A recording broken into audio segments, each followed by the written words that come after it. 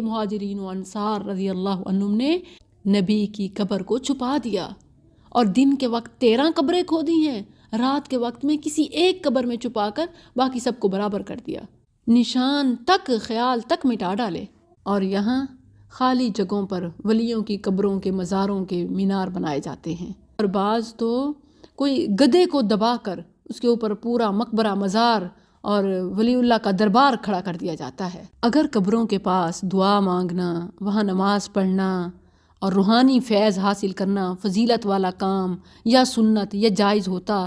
تو مہاجرین و انصار رضی اللہ عنہم اس قبر پر جھنڈا گاڑ دیتے، وہاں اپنے لیے دعا کرتے، بعد والوں کے لیے ایک طریقہ جاری کر دیتے،